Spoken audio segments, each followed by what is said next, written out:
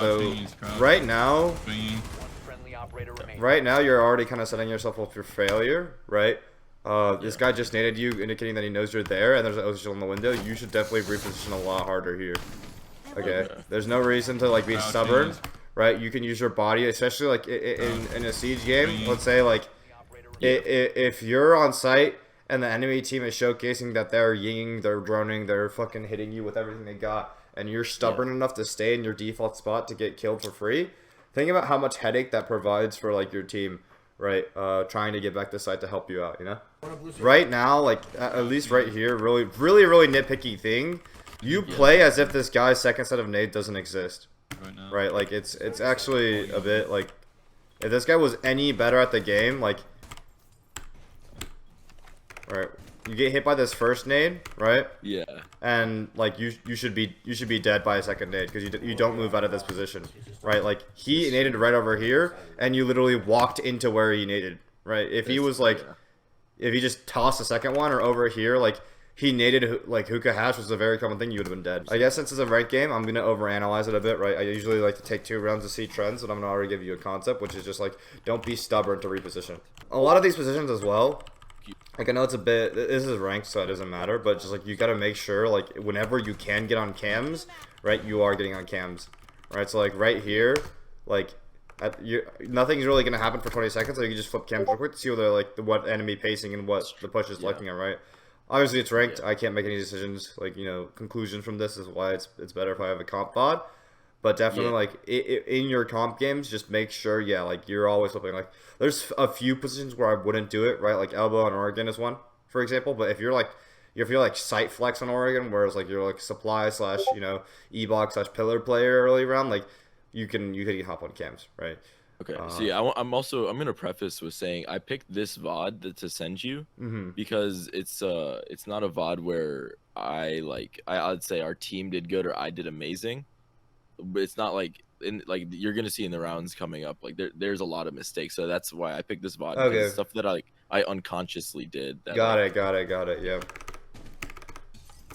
All right. So more so like the individual like decision making. You want me to kind of harp on right here? That's 100% individual it. Decision making. Yeah. That's where especially the next few rounds. Yeah, that's good to preface with because like when I do watch a comp VOD, like one of the biggest things I harp on is a lot of team plan communication and stuff. So since it's a ranked game, if you want me to leave it alone, I can. But yeah, the reason why I harp on it a lot is because by making people's team play and communication really good, I made them a lot more valuable to Pro League teams, right? And that's the reason why I've sent like 8 players to Pro League in the past year, you know, because they're comms, they understand how to come a lot more than the competition around them. I feel like this is times I should be on cams and stuff. Yeah, 100%. Yeah, I don't need to be doing all this. Yeah, so yeah, get on cams on free flow or like, you know, safer anchor positions, right, off rib, because that, you know what that'll do, like especially if your team, right, and competitive is facing a lot of problem of like, you know, you're playing the round, like, oh shit, this guy's here, you know, like, oh fuck, you know, like if that occurs a lot, you can fix that by getting on default cams, right? Because default cams allow you to kind of like figure out where the enemy's main push is coming from, right? Like there'll actually be mistakes made in even like your level of comp or even a higher level of like tier 1 comp. Like I swear to God, there's mistakes made where people won't shoot outside default, and you're like, hey, they didn't shoot this outside default. Their entire push is coming from this side, right? And that already gives you so much info that you can play off of, right? One example I really like to give, especially like if you want to like, you know, test out pacing and whatnot with like getting on a default cam, is if you know the Oregon showers cam. Hello? Yeah, hey. Hello? Did I cut out for a while? Can you hear me?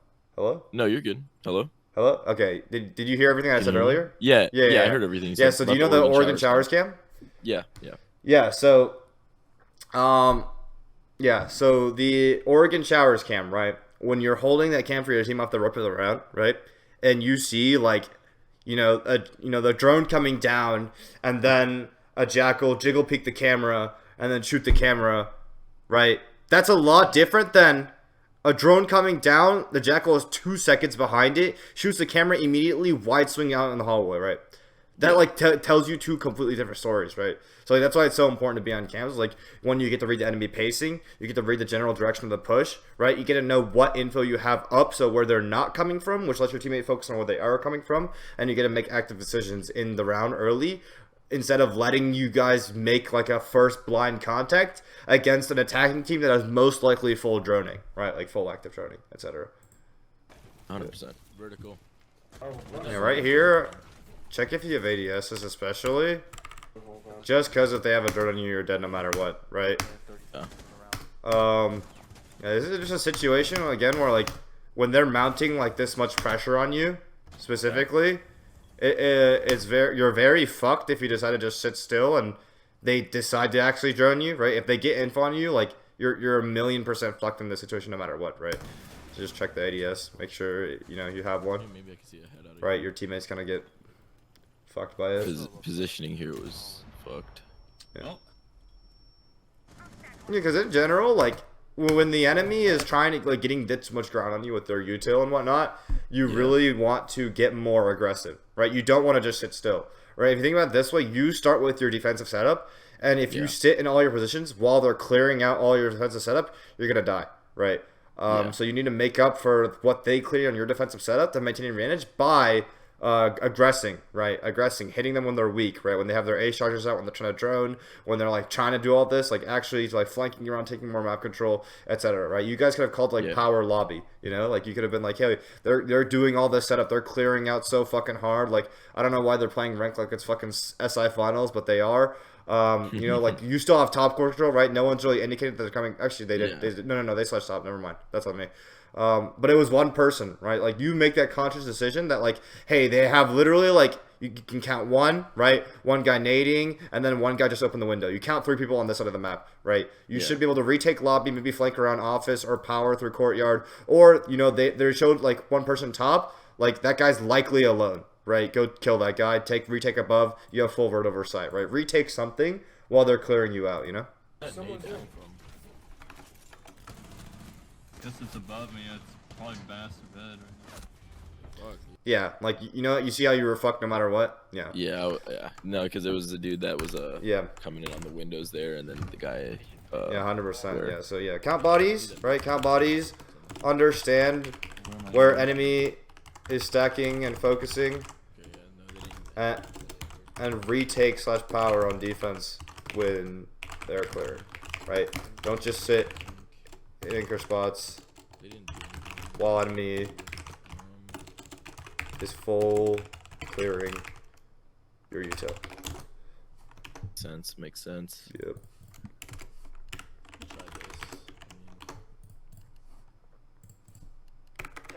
Yeah, it's like if you were on Cafe Pixel Shield, right? And they burn and break your Pixel Shield and then hit bottom of your bathroom wall open. Are you gonna stay there? Like you're not fucking staying. Like you're dead no matter what, right? I get you. Yeah.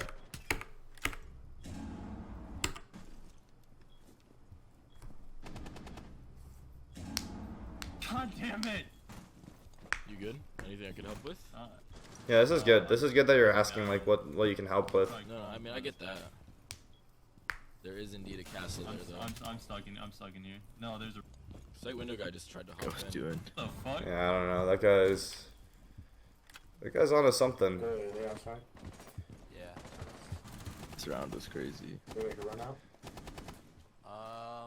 They had a lot of. 2 things I'm noticing already is you're very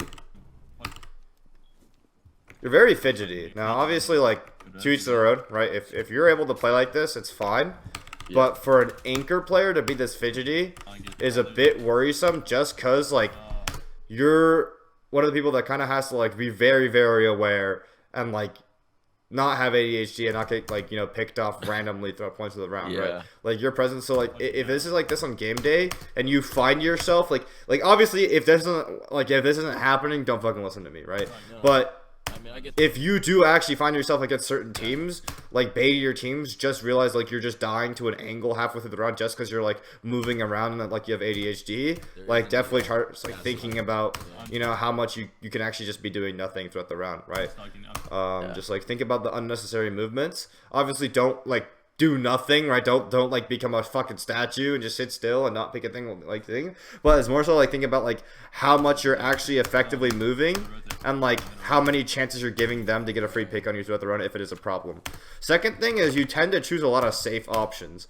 And I think that's fine, right? I think you're actually pretty good at being safe and staying anchor and like, you know, punishing people for trying to take map control. That's a very good skill to have, right? I want you to develop your player skill. I want you to become more like in depth, like, or have more depth as a player. And I want you to start practicing your gene to be able to call for powers and pressures and retakes and whatnot, okay? Because it's very important as a site player to recognize this, okay? So like right here, for example, once you res this castle, you're gonna be like, hey, yo, double up with me on mud, right? Double up with me on mud. I just saw a guy on kitchen window. If we can retake mud and take a proper risk and peek this guy on kitchen window, that's a great aggressive play to make, right? And that's a great aggressive risk in comp, right? Obviously in ranked it's different because, you know, that guy's an idiot, that guy will jump in. But in competitive gameplay, like these are the types of plays that will get you like the round win, right? You feel me? Especially like this round over here where it's like you're just kind of sitting, like, you know, waiting, or this first kitchen round where y'all are just sitting, waiting, being like, hey, yo, they're fucking the shit out of sight. There's nothing we can do. Let's go lobby. Let's retake lobby. Let's power the fuck out of this fuck, right? Okay. Yeah, so calling powers, very, very important skill to have, right? It'll develop you a lot more as a player. Practice it in your scrims, right? Make a rule with your team. It's like, hey, if I call something, just trust me. Let's go for it. After the round, we could talk about if it was good or bad. But, you know, as long as you guys trust each other within the round, that's all that matters, right? Better to go for something together and, you know, let it fail than to be picked off one by one and never really have a chance at all. You know what I'm saying? Yeah, so practice powers. You know, like practice retaking, right? Direct bodies for aggressive plays. Develop your aggressive side with your team, as you are right now a very fast player.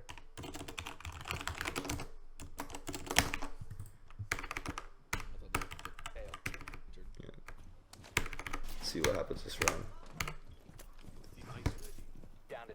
Is this the round we just watched? Yeah, hold on. Yeah, okay. My mom messaged me. I'll respond real quick. You're all good. No. Oh, okay, so this is a throw. Okay. Yeah. Damn it. In sight. I mean, okay, low key, like, I can't say much because this is a rank game, right? Yeah. Your teammates are gonna die regardless. But I think this kind of, I think if I were to say anything, this would go back onto the concept of like, be really aware of the info that's on you, and like be really aware of, you know, how much people are stacking up on a certain place, to where like your position is fucked, right? Like, Okay. let's say, you know, you're trying to close out a round, like let's say you're on cafe, right? You have a 4v2, you're reading, right? You've used all your C4s, you're the cocktail player, and you decide, hey, like, I want to actually hold down cocktail for as long as fucking possible.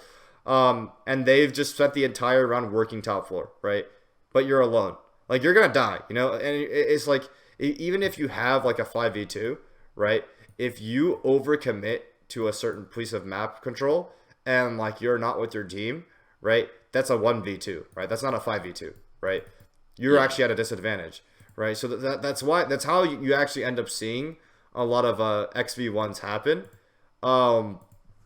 It is like you'll see like 2 people commit to one piece of map control, 3 people commit to another, 2 people like you know are up. They'll take the 2v2, they'll take 2 1v1s on 2 of the 1v1 guys, and then send them into 2v1, right?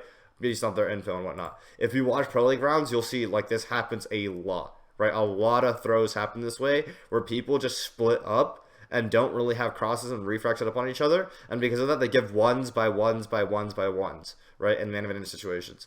So it's very common. It's a fine line between not just, you know, all fucking clumping up on site to where they can get as much map control as they can, but also not giving the enemy team ones or, you know, situations where your man advantage really doesn't fucking matter, right?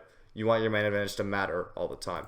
Second thing is, when you play lockdown, yeah, once again, you're very stubborn to like leave a certain position, and you're very unaware of what info they have on you, right? So like you're shooting for this drone here, but this is like, look, you see that? Like there's a 0 cam on you, right? So Shit. yeah. So just be like super hyper aware. One rule I make with a lot of my, this is a more advanced concept, I'm going to give it to you since I think it'll help you a lot. One rule I give to my players is if it's too quiet, right? if it's too quiet, there's likely a cam on you. Okay. This is a feeling to develop. This is you know, a very like weird feeling to develop, but it's something that if you get really good at it, you'll become a very effective person at countering out this, right? Is that if you know they should be coming where they should be coming from, but no one is peeking you. Like, you see nothing. Like, you've been chilling here for a while, and you're like, hey, I know they're coming from here, but they're not giving me shit. 95 out of 100 times there's a cam on you, right? Yeah. That's a rule that's worked very, very well in pro play for a lot of my players. So just kind of like develop that feeling and get really, really good at it. And then once you develop that feeling, the step to take it further, right, is to actually whatchamacallit, is to actually be like, hey, there's a cam in this room, right, to your team. Because a lot of what you'll see happen is you'll die to a cam. Like some people will die to a cam in the room. Their teammate will retake the map control. They'll die to the cam in the room. Another teammate will retake that map control, and it'll be an ongoing cycle, right? It's like, make sure you let your team know there's a cam in this room. We can't hold it anymore. I can't find it. There's too much pressure for me to actually retake it. Let's power something else, right? Yeah, dynamic map control. So yeah, if you know they are pushing a certain area, you know, and you know, they aren't doing anything, likely a cam on you, right? 95% chance there's a cam on you, right? And then also, after cam found, call cam in, like, you know, map area to ensure no more deaths to it. Yeah, so that's kind of what happened, right? You kind of sat in a zero cam. I don't know, your teammates. On the cam, your teammates all just gotta die. That sucks. Another thing for your comp team, this doesn't really apply to like this game, but any XV2 situation, XV2, you could force a plant every single time, right? Because what happens if you give them no picks and you force one of them to plant, it's a 4v1, right? Yeah, very simple. That's very true. Yeah, very simple. I'll go ahead and write that down just because, you know, I feel like it's helpful. So you can literally call, like right now, right, if you want to be more vocal, especially like your position, it's very important to have these vocal traits. Being like, hey, like, it's a 4v2, let's force a plant, let's not peek anything at all. They walk in, they try to plant, you take the 4v1 on the guy covering, and it's GG. There's like very rare instances where it's actually more advantageous for them, right? Where like you can, like, they'll set up a plant and they'll like have the greatest crossfire of all time, but for the most part, it's the better decision to make. So in any XV2, you can force plant. Makes it XV1 for cover. Damn it. Watch your bathroom, watch your bathroom. Kitchen door. They're both there.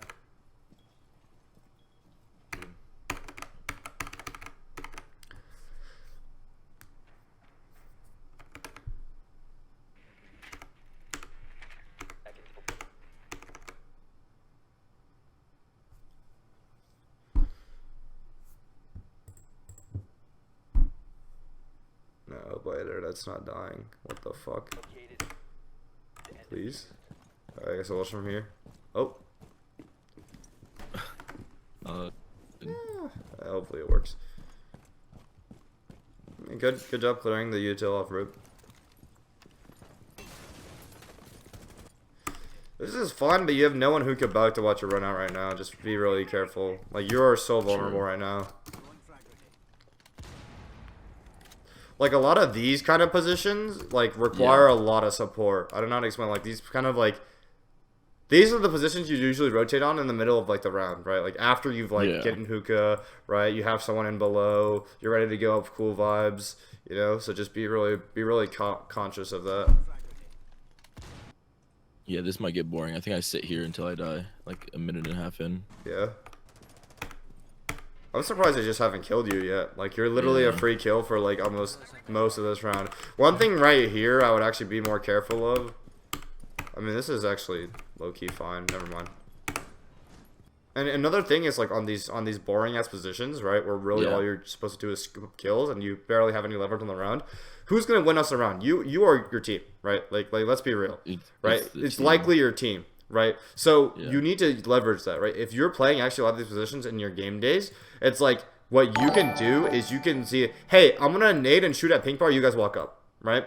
Yeah. Because if it's the other way around, As of right now, you are a complete non-factor to the people anchoring inside, right? They've chosen not to peek you. They're not going to peek you. You don't matter to them. Right now, they're dial on your team. So if your team decides to go, right, it's 50-50, right? Whereas if you make yourself a factor by being like, hey, I'm going to shoot at these guys and cause a ruckus. You guys push up Vase Hall and murder these guys, right? You guys push up, right, off of me. And it'll make you a lot more effective in these kind of like cut positions, because really cut positions, like, it's very hard, right? You either like lurk in or like you find a million kills of them walking through a crosshair, right? But in order to control like your kind of like your fate more in the round, your team's fate more in the round, you can get vocal with them, be like, hey, like, I'm actually, you know, gonna cause a ruckus, cause so much pressure for you guys, and you guys are gonna play off me, yeah. That makes sense. Yeah. So in static. Cut positions, you know, play for, you know, make pressure for team as much as possible, right? A lot of these positions, like, the whole idea is to cause the pressure for team, so you split enemies. Make sure to split enemy attention. Do whatever it takes to make enemy team worry about you. Yeah.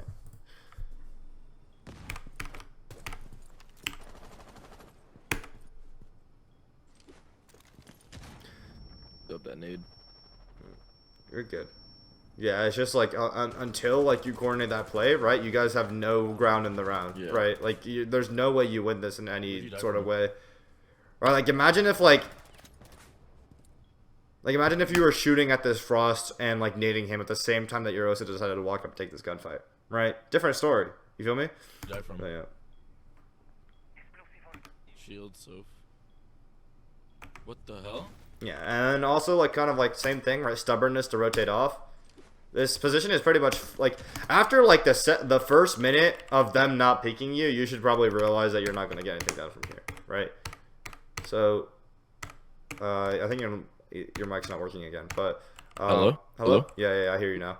But yeah, just like kind of recognize that, right? Like you have done nothing for a minute and a half. You might as well rotate, right? Like Yeah. There's no reason like to beat this. That like I think the only time you could have done anything in position is right here when you see your Osa pushing up. You could be shooting and nading this guy, right, just to distract him, right?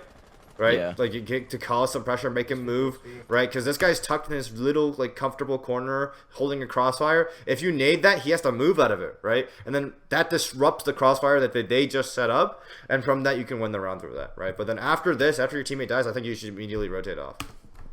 Yeah. So same kind of problem, right? Stubbornness to reposition.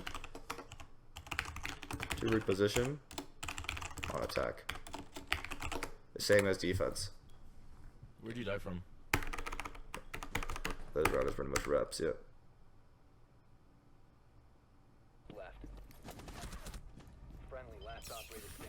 That would've been hilarious if you walked into the frost mode. I thought he was going to. Yeah, well, what is good is that you open that castle barricade really like up early. Yeah, like a lot of these positions, like especially like if you're the cut player, like I see you picking Nomad. If you're the cut lockdown player for your team, the biggest thing you do for your team is create that pressure, right? Like sledging castles, opening barricades. Oh, like if you're like the west side flank holder on Oregon, you're like you'll see a lot of pro league players. They open a big window, west window, showers hall window, small tower windows. They open gen window maybe. They open main door. They'll hop on drones. But like the fact that they open all that shit up causes immediate pressure, makes the enemy worry, and then you can get info for your team, right? So it's good that you caused the initial pressure last round. Do you find yourself like dying to pixels a lot on like competitive matches?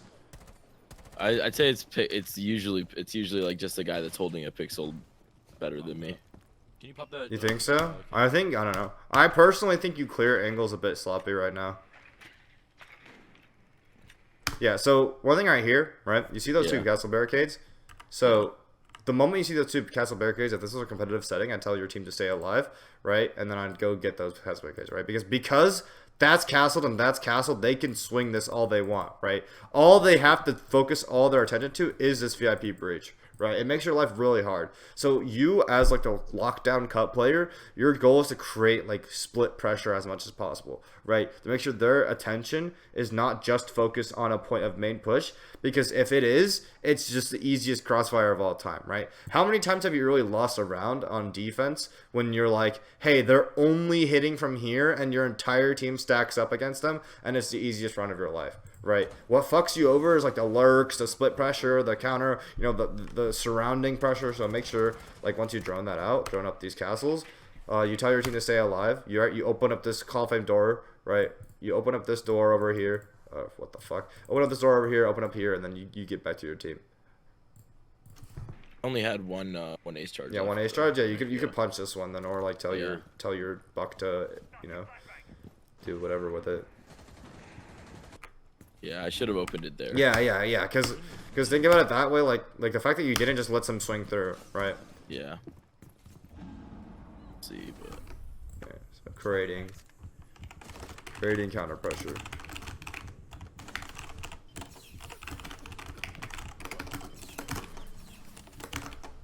Dude, I was so lost with this whole Fenrir shit. I didn't know how it worked. Oh yeah, that's something that you really get used to. You gotta shoot it my way. No, because it's in Hall of Fame. Yeah. But yeah. Dude, I heard him right on. Yeah, that sucks. Yeah, but if I just opened up the castle barricade, I would have been fine. Yeah, 100%. Yeah. Yeah, that's actually a lot shorter than I intended. I think we can actually do your little 1v1 thing. But just because I care about the coaching, let's go over the concepts, right? So I think the main thing I want you to work on, things, right? I want you to really work on that stubbornness of rotation. Okay, that's your biggest trait that's across defense and attack. Yeah, like you choose one spot to work, and you fail to create any pressure anywhere else for the entire round. Right, so stubbornness of reposition. Just make sure like you are actually trying. I want you to overdo it, right? Overdo it in scrims. You will suck for a bit, right? But I want you to actually like really try to like see when you should go to different map control, right? See where you should go to different map control, and really like get your team to trust you with it and be more dynamic in the round vocally, right? Vocal, dynamicness, right? Positional dynamicness, right? And then understand when and where you should be like rotating, etc. Right? Because obviously an attack, if you say I'm gonna rotate and then your team executes and then you're rotating, you're like useless, right? So you might as well just stay there. So like that's something to figure out with this kind of new journey of this goal that I want you to figure out is kind of just realize like, hey, like what's going on here, like. Let's rotate. Let's power this on defense, right? Let's get more aggressive. Let's retake this thing. Let's not let them just, take all the shit on us for free. If they're surrounding us, let's power something. And attack is just, making sure you're, getting out of useless positions, right? Just being an impact factor pressure-wise for the entire round. Yeah? 100%. Yeah. That's kind of like the main thing. Obviously, the rest of the concepts you kind of go over them. Just get on cams while you're on defense, count bodies, right? Like understand where the enemy's stacking, focusing. I already said this kind of earlier. Practicing powers. Yep, that kind of applies to that goal. And yeah, this one's really important. If it's too quiet, there's likely a cam on you, right? Your life is very important. Yeah. So yeah. Another thing I'm gonna like make. I don't know if you die to it a lot on scrims or anything, but I personally think right now your sloppiness of movement can be costly, right?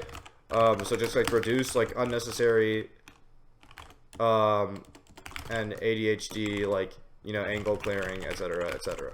Right. So right now I think like once you get to better teams, they will shit on you for that. Personally. Okay. If it's not been a problem for you, like that's fine. And if you don't think it's gonna be a problem with you, you can ignore what I said.